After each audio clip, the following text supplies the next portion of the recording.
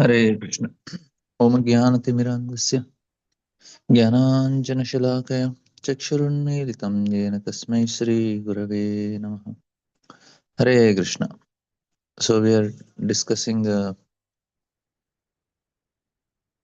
fifth canto, ninth chapter. So the important thing here is Jadabharat is not doing any of his duties.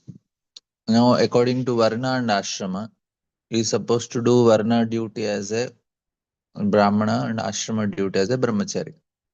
Both he is not doing.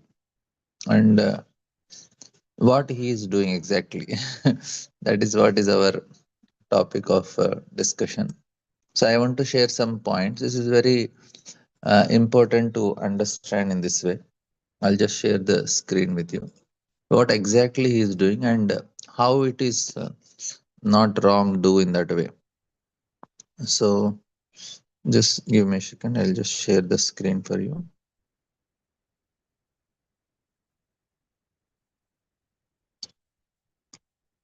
So here, mm, yeah, I want to write so that you will remember. So few things. Now, why we have to do this? How it is connected? Why the system? Why Lord created this system like this? That everybody has to do their duty. So that will be the point of discussion today. Like we have three gunas. We all know. Sattva has clarity, knowledge, and harmony. This is need to be understand. Bhagavad Gita explain this, and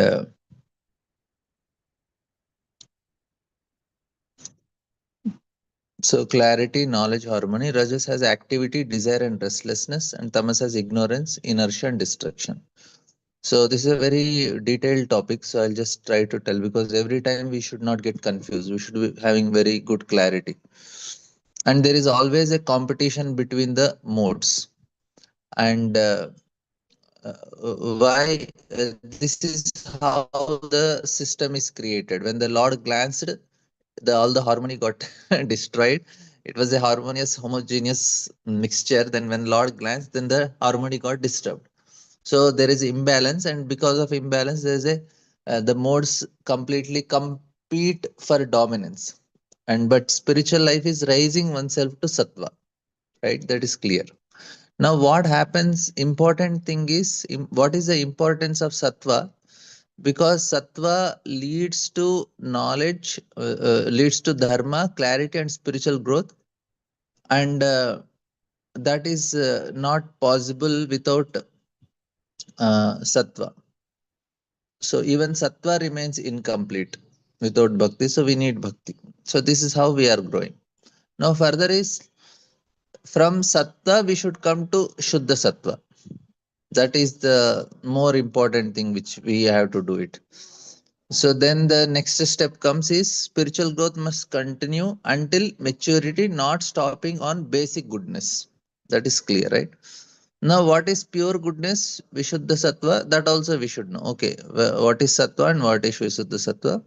So, Vishuddha Sattva is like spiritual platform beyond material gunas, characteristics, and where the pure knowledge manifests. And the most important thing is relationship with Krishna manifests. That is where Shuddha Sattva comes.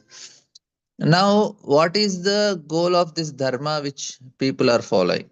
Why we have to follow our dharma? It is, say, I'll tell one important thing.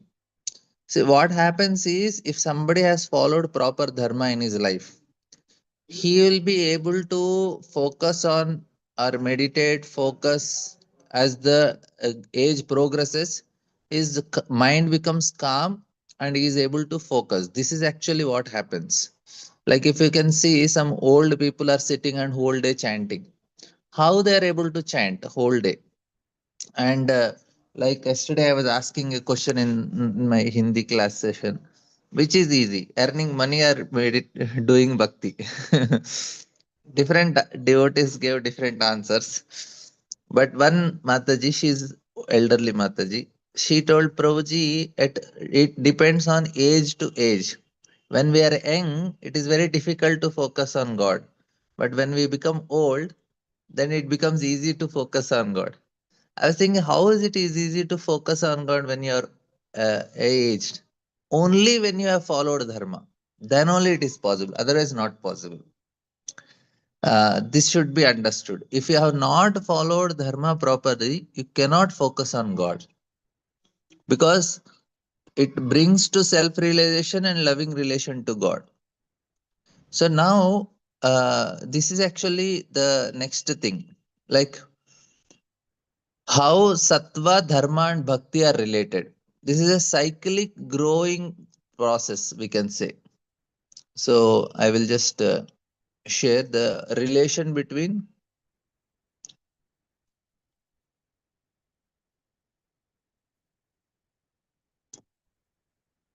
the three things sattva, dharma. So from sattva strengthens dharma and dharma strengthens sattva. That's how it happens. Like Madhvacharya says that spiritual progress works like upward spiral and each element reinforces the others. So, so when a person is following dharma, this is Madhvacharya's understanding. And what is the final outcome? Eventually, the sattva and dharma dissolves, only bhakti remains. This is actually what happens. So, sattva and dharma dissolves and bhakti remains. That's actually what we want. We are following sattva guna, which strengthens dharma. We follow dharma, which strengthens sattva, which ultimately leads to bhakti. So, this is how the system works. Now, the most important on what basis you decide. This is the most important. Like yesterday, one question was asked. When we say we are the best, like ISKCON is the best, or Madhva, what do you say, Gaudiya Math is the best, Gaudiya philosophy is the best. On what basis you can tell best? Of course, Prabhuji gave a relative, he said it's relative based on from where you are looking. But even if you take very objectively, we can say this. Like we have whole Brihad Bhagavatamrita is explaining this concept only. What is the best? And Narada Muni is going in search of the best of the devotees. It was very, very objectively discussed. So then he concludes that gopis are the best. And same thing, next story happens Gopakumar, which is the best place he want to stay, the best way to service, and he ended some in Goloka. So the point is that it's not relative, it's also subjective.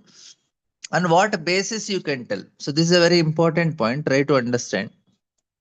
See here, na, dharma is absolute versus reality. So whether dharma is absolute or relative. Uh, so dharma, like now in Vedic view, dharma is based on Bhagavatam, which is absolute because that is directly given by God. Lord is absolute. Please try to understand. You see, now for me, dharma is to if you are doing your things and you are not interfering others' matter, it is dharma. But and not killing the child in the womb of mother, no abortion, that is dharma. You are marrying within the same not same opposite gender marriages should be accepted. That is my dharma. Now what is dharma? You can abort the children, you can have marriage with the same sex. Now that is the dharma for others. They say that is right only. On what basis you are telling? Because I like this way, that is why my dharma is this. He likes something else, his dharma is something else. In 1980s, abortion is wrong. Now it is legal. In 2000s, same marriage is illegal, and now it is legal. Now, why this dharma is changing? Because it is relative. That means you should have something absolute. Na? On what basis you say? Because Krishna is absolute, whatever comes from is absolute. Please understand this concept. This is a very important understanding we should have that We cannot have morality without God. That is never possible. Morality is always based on God only, because what is moral now may not be moral tomorrow. You may be saying that oh, is a good person. Why it is a good person? On what basis? Now there will be so many politicians. They think they are right, and their followers also think they are right. But for others, they are not right. Why it is not right for one, right for somebody like Prime Minister of India or President of America? For some people, he is right. They are right. But some major portion of the countries, they are not right. Now, who decides on what basis? So, right or wrong is not based on what people want. It should be on what Shastras say. That's why Tasma Shastra Pramanante Karya Karyavas. Krishna is saying it should be based on Shastra. So here Bhagavatam is absolute because it is talking about absolute truth. So whatever Bhagavatam says is absolute. Dharma projita kaitavotra paramo. So this is actually the understanding. And now we say that now modern things, modern relativism criticized. So modern idea is morality is relative, but Bhagavatam morality is eternal and divine. You have to know this very clearly. This is the main difference between we people. If they fight based on any of this right and wrong, na, it is not the proper valid argument. Anybody is saying right or wrong, they should immediately support by Shastra. Then only we should accept it. Otherwise, it cannot be valid only. That is the reason people who don't accept Shastra are called Nastika. That's all. Why they are Nastika? Because they don't accept Vedas. Anybody who is not accepting Veda is Nastika. That's the definition. Why? Because everything should be based on reference. Without reference, you cannot accept any truth. It's all becomes relative, and now what is the present situation of this world is you are seeing how much it is chaotic, so much chaos. People don't know what is right. They are thinking they are right, and somebody is thinking they are right, and that is happening only. They are doing what they feel is right. They are killing somebody, they are trying to destroy somebody, these people are doing same things. So this destruction and is all because people are not knowing what is the truth, because they don't have any basis. Every country is telling we are right. Which country will say we are wrong? Nobody will say. Everybody is right. But on what basis? On what they think is right. You are seeing the difference. Even in the house also, why there is a quarrel from the domestic level to the international level, there is quarrel at every level. Why? Because the basis is what you like is right.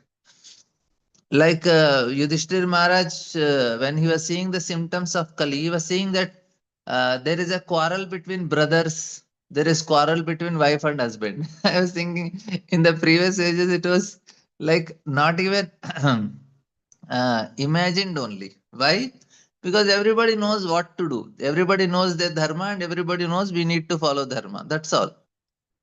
There was quarrel between Pandavas and Kauravas, but still it was like a very even still they followed to some extent dharma in the war.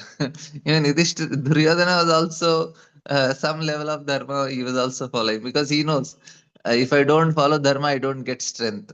So they are very clear about their strength. Karna was giving charity because he knows if I give charity, I will gain strength. And Duryodhana, when Arjuna came and asked for 5 arrows, which Bhishma said I will use for killing Pandavas, Duryodhana gave only. He knows if I give, I'll lose. Still, he gave. There is no option for him also, because he knows if I don't do this and I am finished, anyway, I'll die only. So better to die in a proper way. They know it. So, and Duryodhana says also at the end when he was leaving his body, he says, "See, I never cheated my friends. All friends loved me, and people loved him also. They were ready to give their life to Duryodhana." Interesting, right? So, and I never showed my back in the battlefield. I never lost any, no war and other things. So many things Duryodhana tells. Of course, he is having very ill intention with Pandavas and all, but He was a good administrator. He knows how to rule. So the point, what I want to tell is that we cannot have relative dharma, which is the present situation. Wife is saying this is right, husband is saying this is right, because both of them don't have any basis of what is right. It is just their morality. There is no shastra there is no guru there. There is no guru's pleasure anyway. That is the highest, for but at least some level of dharma and adharma should be there. Of course, everything will not be there in shastras, but everybody knows their duties and perform accordingly. Anyway, I will.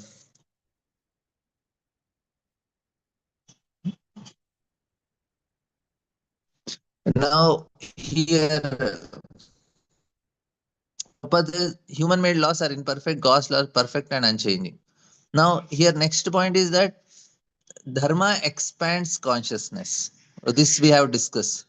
So uh, this is the most important thing, why we have to follow dharma and what benefit we get. So this I have discussed previously also, but again I'll just a little bit elaborate. See, law of consciousness. So following dharma expands consciousness, and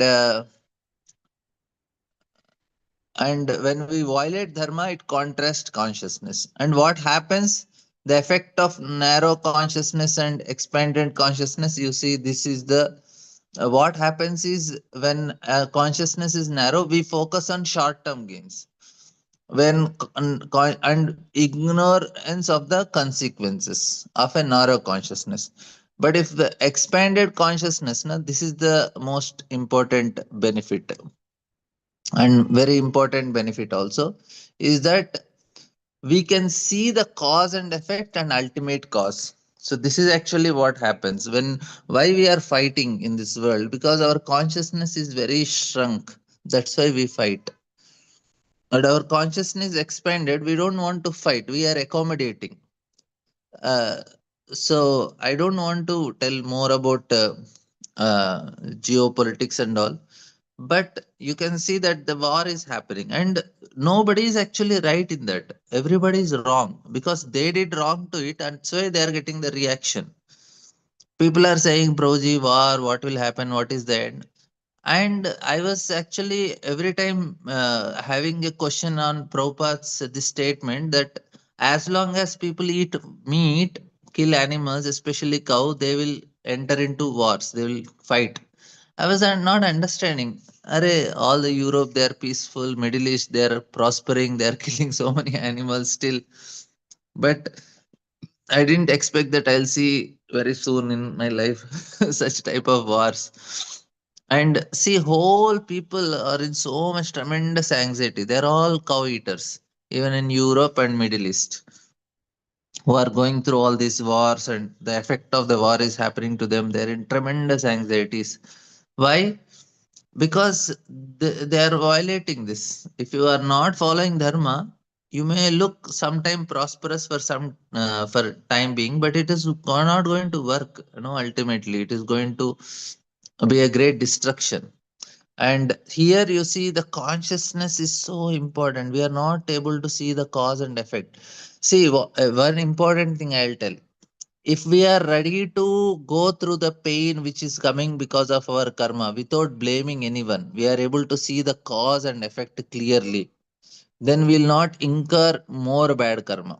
Otherwise, we end up in adding more bad karma if we are not able to see the cause and effect. We are not able to see the ultimate cause. What we see the immediate cause.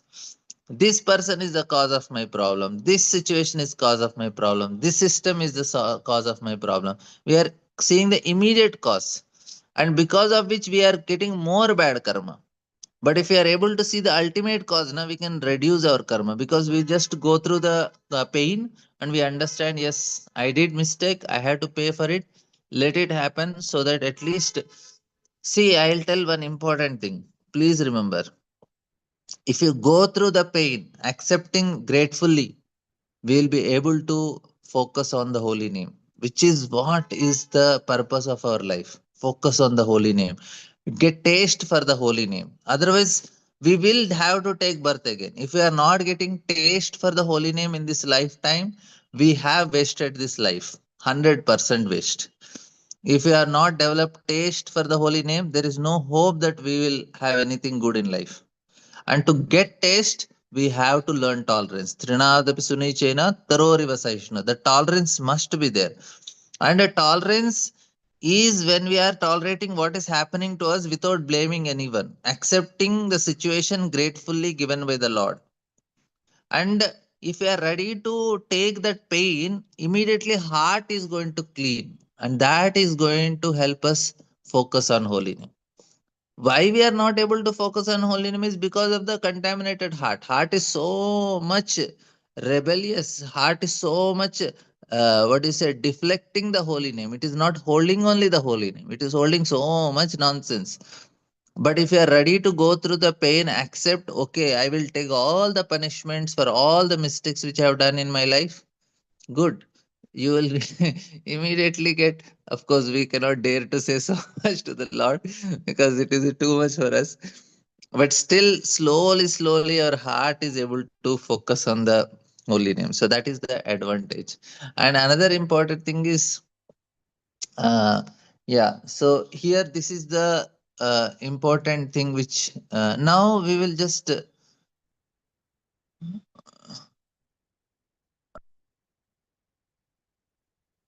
so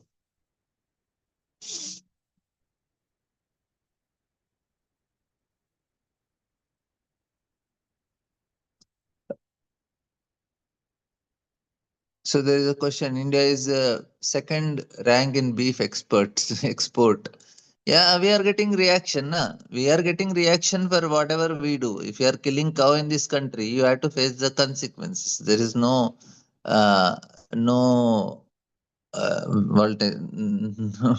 you are not exempted from it.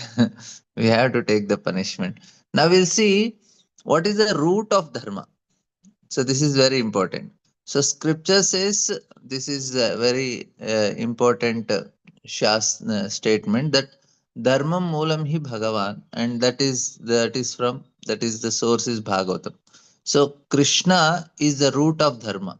That means he is the source of knowledge. So he is absolute. So from there we can start everything. And what is the results of following dharma? This is actually what happens for people. So Yena chetam prasidati. The soul becomes happy and satisfied. Right? So now transformation from rajas to sattva. This is the what we all have to do. Why we have to follow the duties which are given to us? Because of this only. For this reason we have to do all the duties. Clearly understand. So we have discussed also restlessness, tension, and desire. This is what is rajas. Now, two ways to release rajas. So this is important thing we need to know. Why we have to follow the dharma?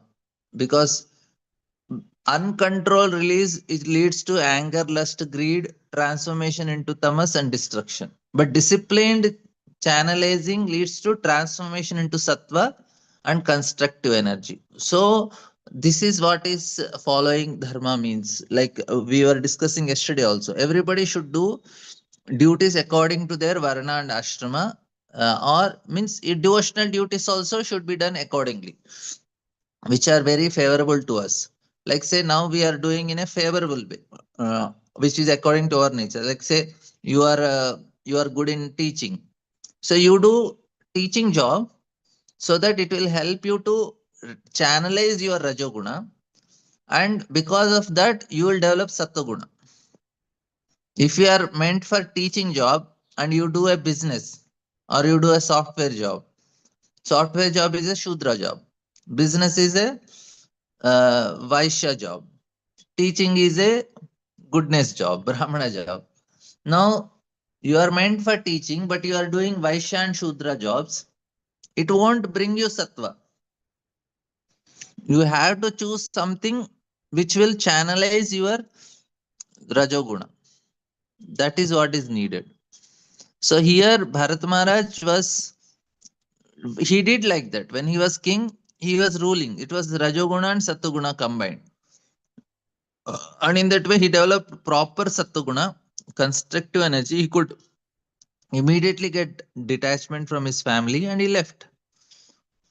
But Apo somehow he did a mistake, but now he's not taking any chance. Now, what is the role of discipline? This is the important discussion. We all have to learn this point. The role of discipline, niyama, in our life. So, what is the definition? We'll try to understand first. So, definition is uh,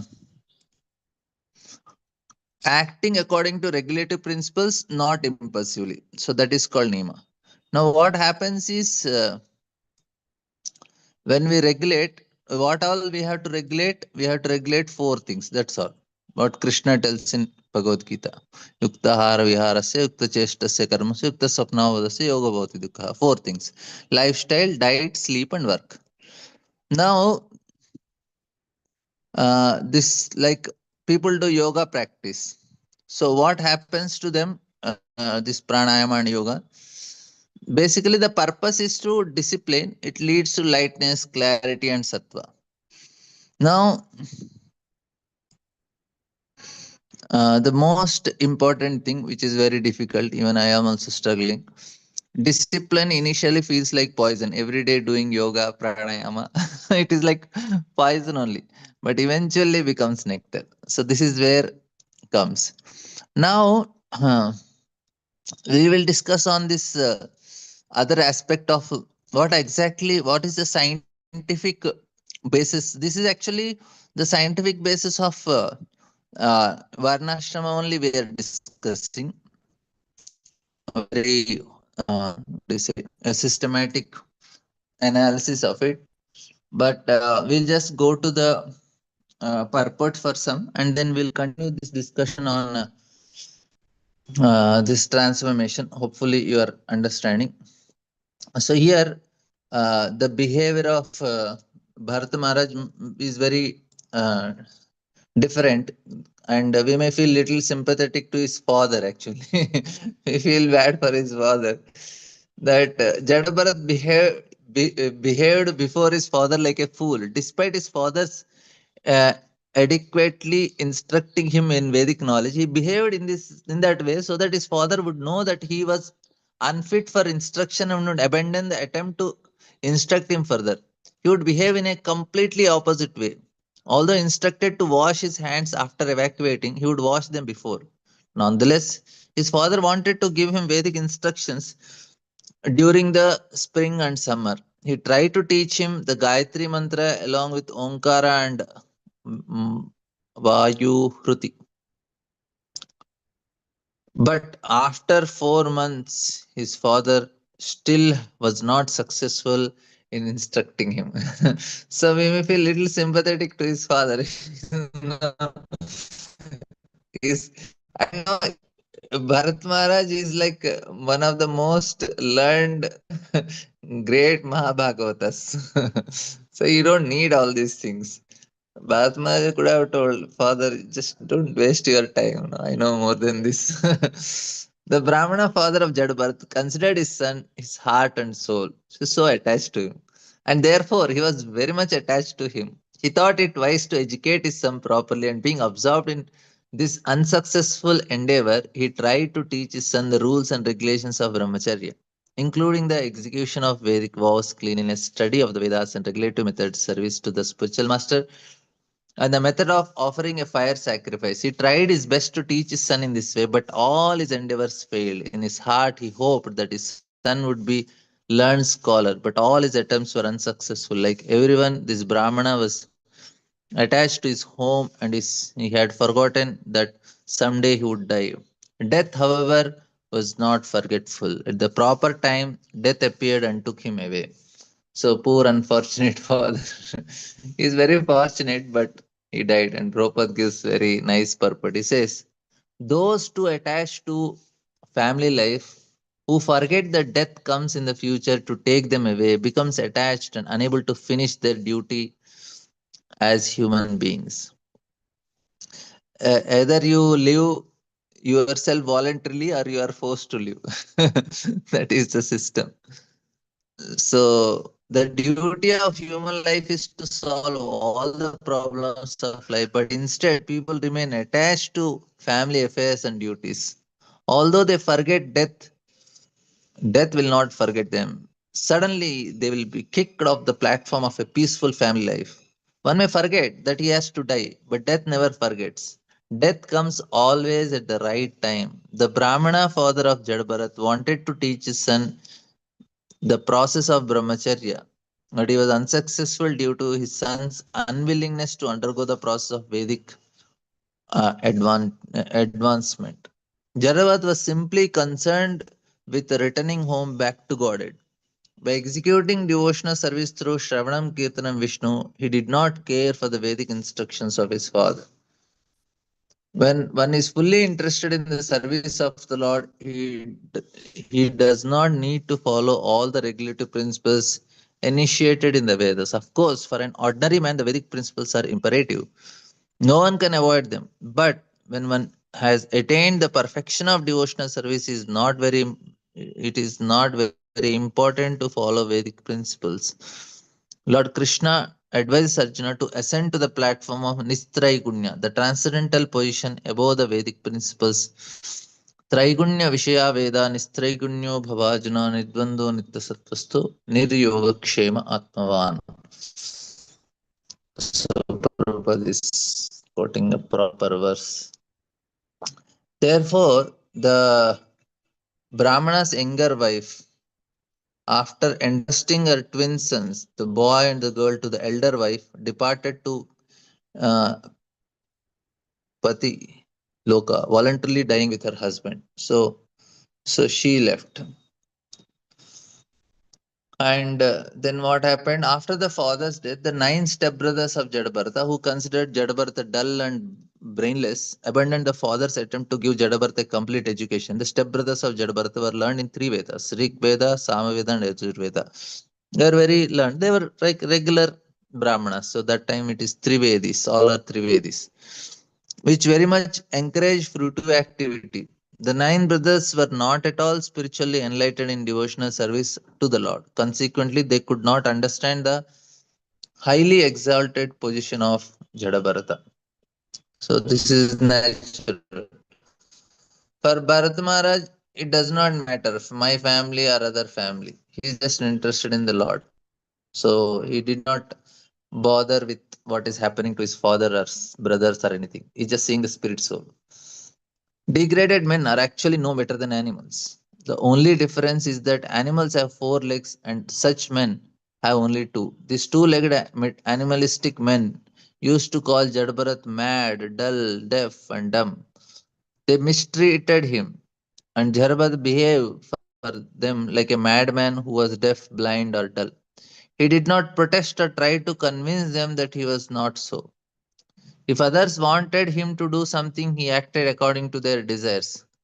Whatever food he could acquire by begging or by wages, and whatever comes on its own accord, be it a small quantity, palatable, stale, or tasteless, he would accept and eat. He never ate anything for sense gratification because he was already liberated from bodily consumption, which includes one to accept, which induces one to accept palatable or unpalatable food. He was full in transcendental consciousness of devotional service, and therefore he was unaffected by the dualities arising from the bodily conception. Actually, his body was as strong as bulls, and his limbs were very muscular. He didn't care for winter or summer, wind or rain, and he never covered his body at any time. He lay on the ground and never smeared oil on his body or took a bath. Because his body was dirty, spiritual effulgence and knowledge was covered, just as the splendor of a valuable gem is covered by dirt. He only wore a dirty loincloth and his sacred thread, which was blackish. Understanding that he was born in a Brahmana family, people would call him a Brahma Bandhu and other names. Being thus insulted and neglected by materialistic people, he wandered here and there.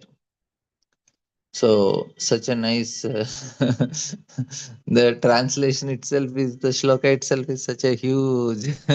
I think this is one of the biggest translation shloka. No, no, some are there in the further chapters also, but this is very nice. Till Anattam Das Thakur has sung Deha Smriti Nahi Yara Samsara Bandhana Kanatara. One who has no desires to maintain the body or who is not anxious to keep the body in order and who is satisfied in any condition must be either mad or liberated. Actually, Bharat Maharaj in his birth as Jadabarta was completely liberated from material dualities. He was a Paramahamsa and therefore did not care for bodily comforts. So this is the situation that happened. And Jadabharat used to work only for food. His stepbrothers took advantage of this and engaged him in agriculture field work in exchange of some food. But actually, he did not know how to work very well in the field. He did not know where to spread dirt or where to make the ground level or uneven. His brothers used to give him some broken rice, oil cakes, or chaff of rice, worn, worm eaten grains, and burnt grains that had stuck to the pot. But he gladly accepted all this as if it were nectar. He did not hold any grudges and all ate all this very gladly. So Prabhupada writing, the platform of Paramahamsa is described in Bhagavad Gita. Samadukka Sukham Dhiram Swamratutvaya Kalpate. When one is callous to all duality, the happiness and distress of this material world, one is fit for At Amritatva, eternal life. Very nice point actually. Because we are affected by duality, now we have to take birth only again. Only when we stop getting affected by good and bad, happiness and distress in this world, then we can know, yeah, I'm fit for spiritual world. Here we are affected. Oh, this is not good. This is bad. This is nice. This is I don't like. This I like. And we are always in this state of so much like and dislike. We are stuck only here. So there is no question. Like everybody nowadays, devotees are also sharing no, all this material news. What is the problem with material news is will be stuck with dualities. I like this party, I like this person. He should win the elections, he should lose. Sports is also same thing. Like I like India to win, I like this to happen. We are stuck in duality. Why we want India to win? Why we want certain party to win? That is duality, right? We are affected by it, and then we are not fit for spiritual life. For spiritualists does not matter who wins. For them, Krishna is so clear, don't get affected by labha jaya jayo. Profit gain jaya jayo, learn victory and defeat. We should not get affected by it by hearing and sharing all these materialistic status which even devotees are also doing. They are caught up with the duality. You know, what is happening? Hindu, Muslim, this, that, dharma, dharma. This is making them. I like Hindus. I hate Muslims. Or any of this duality is not for spiritual people. Say dharmic people, is okay. For spiritualists, we should be more and more neutral because that is what is will help us to chant the holy name peacefully. So we may say, Arey, bro, if you don't work from them, what will happen to us? What happened to Bharat Maharaj now? He is not least bothered what is happening in his own kingdom, which he was king so many years back. He is least bothered because this world is bhutva bhutva praliyate. Anyway, it is going to get destroyed. Again, Lord will again create, na? He will create according to the way he want. And Krishna is himself telling, I will come and protect the dharma. And he knows how to protect dharma. Paritranaya sadhuna vinashaya chadushkan dharma samsthapanarthaya sambhavami yuge. If he feels dharma is going down, he will come and do the duty. Krishna is telling, I will do it. But what we have to do, sarva dharman paritidya mamekam sharana. You do my bhakti, I will take care of dharma. That's all. So what is the problem? So anyway, I am becoming a little emotional.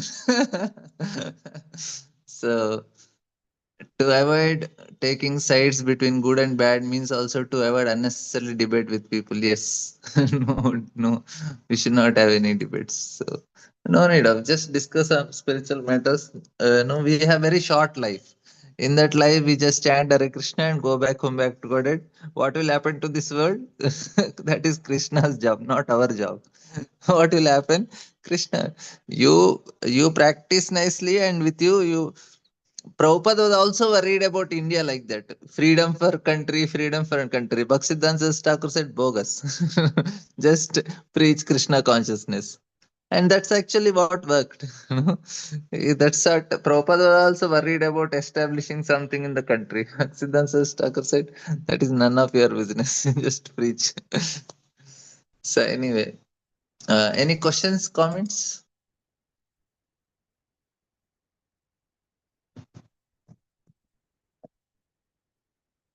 Okay, we'll end here then. Thank you all very much.